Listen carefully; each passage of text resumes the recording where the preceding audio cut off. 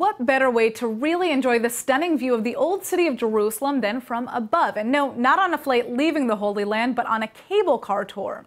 Well, that's just what Jerusalem is planning to do to show tourists from around the world the wonders of our country. And ILTV's Emmanuel Kadosh has some more details. Hi, Natasha. Yes, well, we've seen the idea of cable cars in many different settings, in ski resorts in cities all over the world like London, Barcelona, and even Singapore. And now the idea is heading to the Holy Land.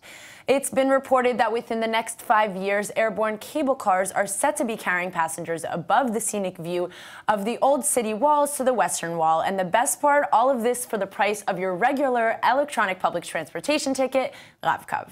Oh, that's super cheap. I take the bus every day, and it doesn't cost me more than around 12 shekels round trip. So that's less than $5. So if the cable car tickets aren't going to be very expensive, how much did this project actually cost? Okay, so the price to get on this floating adventure may not be out of this world, but the project itself reportedly cost 200 million shekels. Wow. It's been approved by the government back in May, and like I said, it is set to be operational during 2021. The cable car tour will cover around a 1.4-kilometer route and will go up to 21.6 kilometers per hour with 41 cars carrying around 10 passengers per car. Around 3,000 people could be transported per hour in each direction. Wow, that's a lot of people seeing these historic sites in just 1 hour. And I really wonder what this will do to the amount of tourists that come to visit Jerusalem. But before we get into that, I'm going to go ahead and assume that this project hasn't been without a bit of controversy, especially given the landmark issue in Israel. Of course, exactly. While the cable car tour does draw in some debate, especially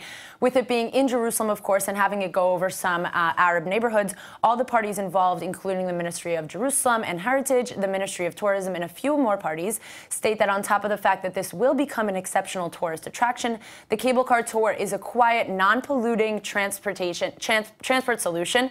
In other words, it will lower traffic issues and set to reduce private vehicle traffic by 30%. Wow.